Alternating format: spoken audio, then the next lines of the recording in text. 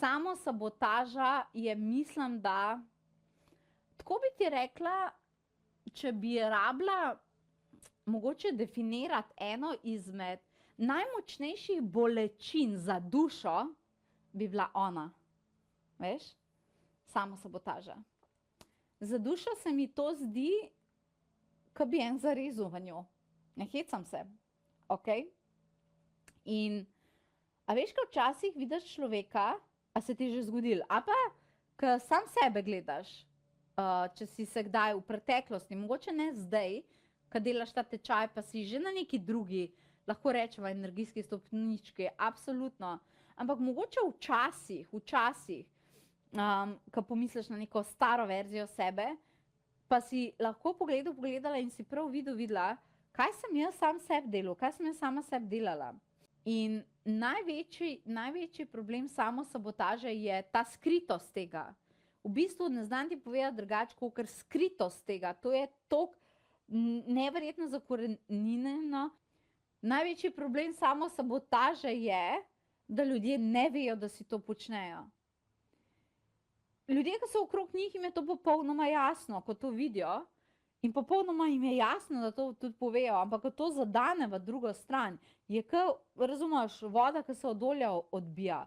To je neverjetno, kako je to tako globoko zakopana in tako zelo toksična stvar, ni čuden, da dušo to dobesedno boli. Ne mislim v smislu fizične bolečine, veš, kaj mislim, če bi že rabila nek človeški izraz, ne?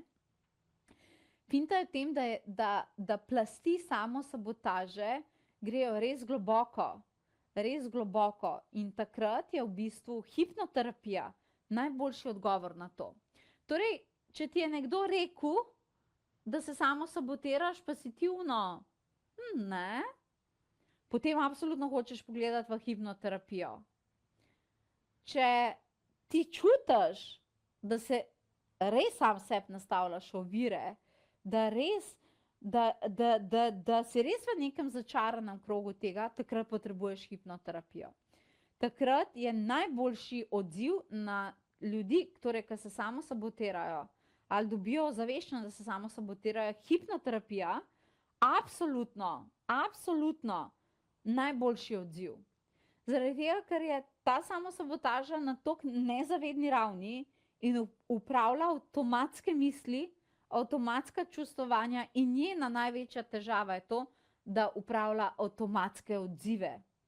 In ti, ko v bistvu nekaj narediš in to prije kot bumerang in te udari, namesto da bi tvoje dejanje tebe nagradilo, tebe udari, to oblika samosabotaže. Taka manifestacija ni logična. Absolutno ni logična. Nihče izmed nas noče tega nositi. Ampak ti s hipnoterapijo rabiš razumeti, kje se to nahaja, iz kje treba to vam povleči in to absolutno odstraniti. Nihče noče živeti posledic samosabotaže, zato ker nikoli niso pozitivne. Ti je bila všeč ta učna vsebina? Potem naj ti povem, da je nastala na hipnoterapevtski masterclass šoli. Ta šola je resnično očarala ljudi. Veš zakaj? Zato, ker smo bili pripravljeni na nekaj novega. Hipnoterapija se je prizemljila v 18. stoletju, vendarle se je od 18. stoletja do danes na planetu in v človeškem umu in v človeškem čustvovanju marsikaj spremenilo, zato ker živimo definitivno drugačne okoliščine in drugačne manifestacije, kot so takrat. In obstaja čisto torej nova hipnoterapevtska masterclass šola, ki ti pokaže, kako lahko to čudovito metodo prizemljiš in jo prilagodiš na nove možgane, na drugačna razmišljanja, na novo dobo, ki je hitrejša in absolutno zahtevnejša. 13 hipnoterapij, poleg ostalih vaj in aktivacij sem pripravila zate in jih bom tudi ti predala v uporabo, vkolikor boš potem profesionalno želela delati z drugimi ljudmi.